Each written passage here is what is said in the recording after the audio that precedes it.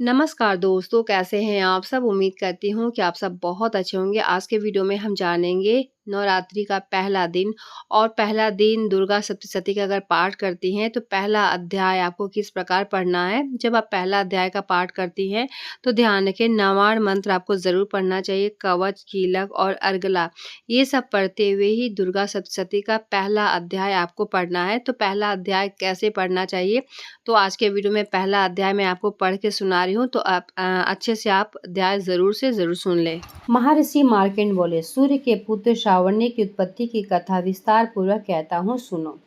श्रावणी महामाया की कृपा से जिस प्रकार मन्वंतर के स्वामी हुए उसका भी हाल सुनो। पहले स्वारोचित नामक राजा था। वह प्रजा को अपने पुत्र के समान मानते थे, तो भी कोलावंधशियों ने राजा को शत्रु बना लिया और दुष्टों को दंड देने वाले राजा सूरत ने उसके साथ लड़ाई की। कोला विध्वंसियों की संख्या में कम होने पर भी राजा सूरत युद्ध में उनसे हार गए। तब वो अपने नगर में आ गए। केवल अपने देश के राज ही उनके पास रह गया था और वह उसी देश में राजा बनकर राज्य करने लगे। किंतु उनके शत्रुओं ने उन पर आक्रमण कर दिया। राजा को बलहीन देखकर उसके दुष्ट मंत्रियों ने राजा की सेना का खजाना उनसे अधिकार में ले लिया। राजा सूरत अपने राज्याधिकारियों को हार कर शिकार खेलने के बहाने घोड़े पर सवार होकर वहां से भयंकर वन की ओर चल दिए। उस वन में उन्होंने महर्षि मेघा का आश्रम देखा। वहां मेघा महर्षि अपने शिष्यों तथा मुनियों से सुशोभित बैठे हुए थे और वहां कितने भी हिंसक जीव परम शांति भाव में रह रहे थे।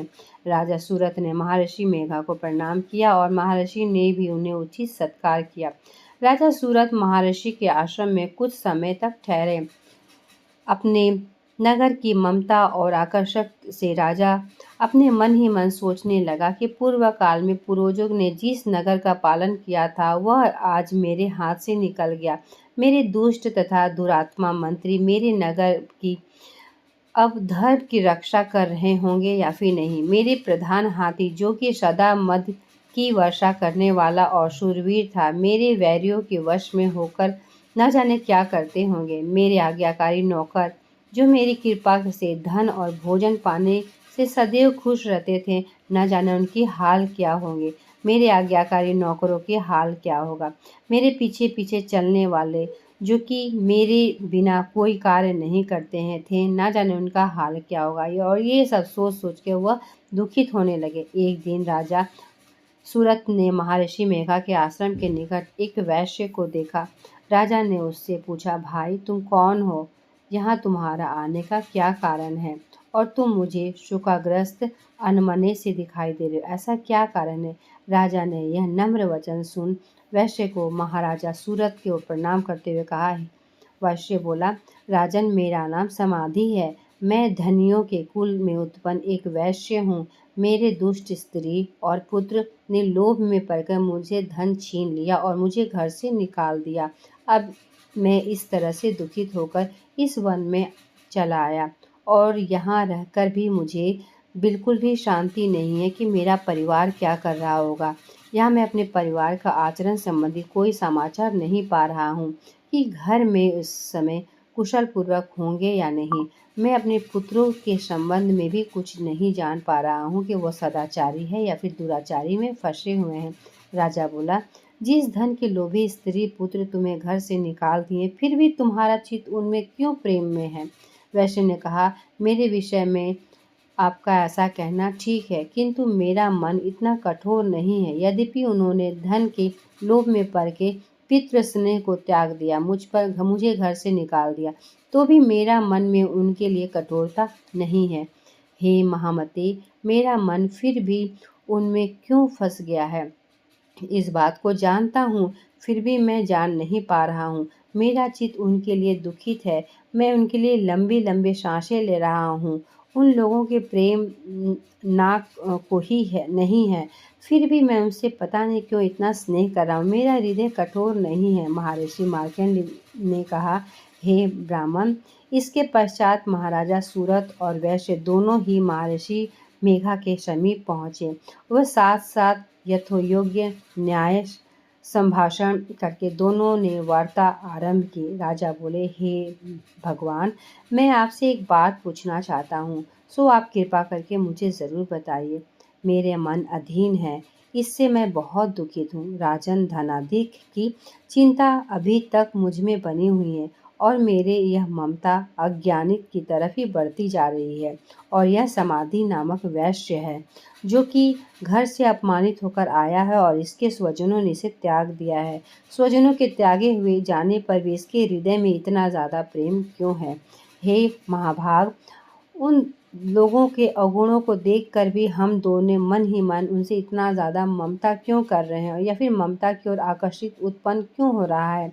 हमारा ज्ञान रहते हुए भी हमें क्यों ये सब समझ में नहीं आ रहा और अज्ञानी मनुष्य की तरह हम दोनों ही यह मूर्ख क्यों कर रहे हैं? महर्षि मेघा ने कहा, विषम मार्ग में ज्ञान सब जंतुओं को है। सबों के लिए विषम पृथक पृथक होते हैं, यानी अलग अलग होते हैं। कुछ प्राणियों के लिए दिन में दिखते हैं, कुछ प्राणी रात में दिखते हैं, परंतु कोई जीव ऐसा भी है जो कि दिन और रात दोनों में देख सकते हैं। यह सत्य है कि मनुष्य के ज्ञान प्रधान है। केवल मनुष्य ही ज्ञानी नहीं है, पशु पक्षी आदि भी ज्ञान रखते हैं। जैसे यह पशु पक्षी ज्ञानी है, वैसे ही मनुष्य का ज्ञान है, और जो ज्ञान मनुष्य में वैसे ही पशु में भी है। इन तथा अन्य लोगों के भांति ही दोनों में समानता पाई जाती है। ज्ञान होने के पर भी पशुओं की ओर देखो, अपने भूख से पीड़ित बच्चों को चोंच से कितने प्रेम से अन्न के दाने डालते हैं। हे राजन, ऐसा ही प्रेम मनुष्य में अपनी संतान के प्रति भी पाया जाता है। लोभ के कारण अपने उपहार का बदला पाने के लिए मनुष्य पुत्रों की इच्छा रखता है तथा इस प्रकार मोह के गड्ढे में गिरता ही चला जा रहा है। भगवान श्री हरि जी की माया है, उसी से यह संसार मोहित हो रहा है।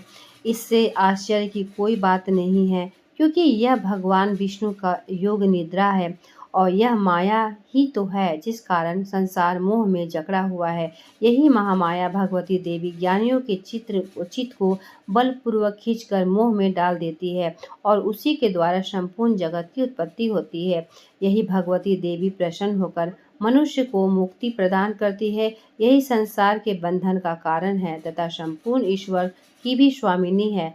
महाराज सूरत ने पूछा, भगवान, यह देवी कौन सी है जिसको आप महामाया कहते हैं?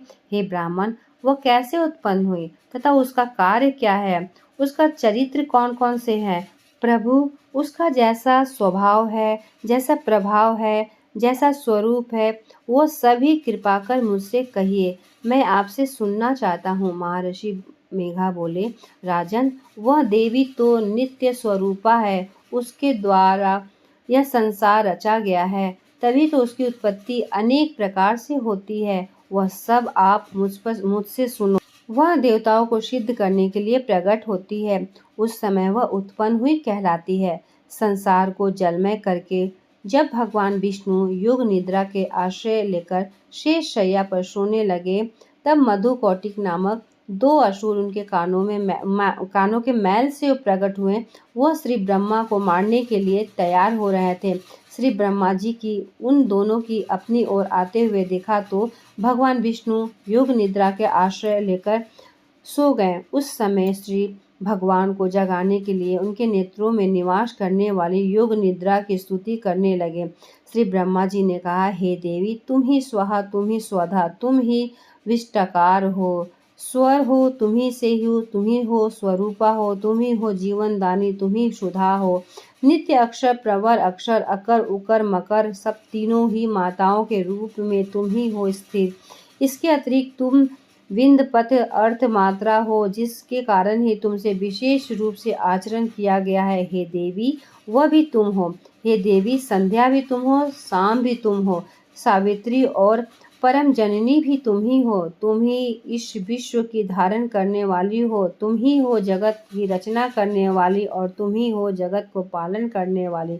तुम ही हो कल्प और तुम ही हो अंत, तुम ही हो भक्षण करने वाली हो। हे देवी, तुम जगत की उत्पन्न करने वाली तुम ही हो, पालन करने वाली भी तुम ही हो, पालन काल का स्थिर रूप हो और कल्प के अंत तुम ही हो। तुम ही हो महाविद्या, तुम ही हो महामाया, महामेघा, महारात्रि, महामोहरात्रि, हेश्वर्य, बोध स्वरूपा, बुद्धि भी तुम ही हो। लज्जा, पृष्टि, तृष्टि, शांति की क्षमा भी तुम ही हो। तुम ही हो खंड धारिणी, शूल धारिणी, घोर रूपा और गदा, चक्र, शंख और धनुष को धारण करने वाली तुम ही हो। तुम ही हो सौभ्य, तुम ही हो सुंदर। यहाँ तक कि इस संसार में जितनी भी सुंदर वस्तुएं हैं उससे भी सुंदर तुम ही हो, उससे भी बढ़कर तुम ही हो। पर और अपर सबसे बढ़कर तुम ही हो। सुंदर तो तुम हो ही हे स्वरूपे देवी, जो कि ये असत्य है या फिर सत्य है, पदार्थ है या फिर नहीं, इनमें से जो भी शक्ति है वो सब कुछ तुम ही हो। ऐसे अवस्था में भला तुम्हारी स्तुति कौन कर सकता है। इस संसार की सृष्टि पालन के संहार करने वाले भगवान हैं, उनको भी तुमने ही निद्रा में वशीभूत कर दिया है, तो फिर तुम्हारी स्तुति कौन कर सकता है। मुझे भगवान विष्णु तथा भगवान शंकर को शरीर धारण करने वाली तुम ही हो। तुम्हारी स्तुति करने वाली शक्ति किस में है हे देवी। तुम तो अपने उदार प्रभाव के कारण भी प्रशंसनीय हो। मधु और कौटब जो भयंकर असुर है उन्हें मोह में डाल दो और श्री हरि भगवान विष्णु को भी जल्दी जगा दो और उनमें इनको मार डालने की बुद्धि भी उत्पन्न कर दो। महर्षि मेघा बोले, हे राजन, जब भी ब्रह्मा जी ने देवी से इस प्रकार की स्तुति करके भगवान को जगाने तथा मधु और कौटब को मारने के लिए कहा तो भगवान श्री विष्णु के नेत्र, मुख, नासिका, बाहु, हृदय और वक्षस्थल को निकलकर ब्रह्मा जी के सामने खड़ी हो गई। उनका ऐसा करना था कि भगवान श्री हरि तुरंत जाग उठे और दोनों असुरों को देख, जो कि अत्यंत बलवान और पराक्रमी थे और मारे क्रोध के नेत्र लाल हो गए थे, जो कि ब्रह्मा जी के वध करने के लिए तैयार थे। तब क्रोध से उन दोनों का दुरांत असुरों के साथ भगवान श्री हरि के जो लड़ाई था पूरे 5 वर्ष तक ये लड़ते रहे। एक तो वह अत्यंत बलवानी और पराक्रमी थे, दूसरे वो महामाया ने भी उन्हें मोह में डाल रखा था। अतः वह श्री हरि भगवान से कहने लगे, हम दोनों तुम्हारी वीरता से अत्यंत प्रसन्न हो गए, तुम हमसे कोई वर मांगो। भगवान ने कहा, यदि तुम मुझ पर प्रसन्न हो तो अब तुम मेरे हाथों से मर जाओ। बस इतना ही वर दो कि मैं तुमसे यही मांगता हूँ कि तुम मेरे हाथों से मर जाओ। यहाँ दूसरे वर से क्या प्रयोजन है। महर्षि मेघा बोले, इस तरह से जब वह धोखे में आ गए तो अपने चारों तरफ जल ही जल देखा तो भगवान श्री हरि से कहने लगे, जहाँ पर जल न हो, सूखी जमीन हो, उसी जगह हमारा वध कीजिए। महर्षि मेघा बोले, तथास्तु कहकर भगवान श्री हरि ने उन दोनों को अपने जांग पर लिटाकर उन दोनों का सिर जो है काट दिए। इस तरीके से देवी श्री ब्रह्मा जी की स्तुति करने पर प्रकट हुई थी। अब तुमसे उनके प्रभाव का वर्णन करता हूँ, सो सुनो। तो इस तरीके से दुर्गा सप्तशती का पहला अध्याय जो है वो कंप्लीट होता है। दूसरा और तीसरा अध्याय जो कि मैं अगले वीडियो में आप लोगों के साथ शेयर करूंगी। तो दुर्गा सप्तशती पढ़ने से पहले कौन कौन सी चीज़ों को जानना बहुत ज़रूरी है। उम्मीद करती हूँ कि इस वीडियो से कहीं ना कहीं आपको लाभ ज़रूर मिलेगा। फिर भी किसी भी तरह का सवाल, सुझाव, डाउट होगा नीचे कमेंट बॉक्स में ज़रूर बताएं। मिलते हैं एक नए वीडियो के साथ, तब तक के लिए धन्यवाद।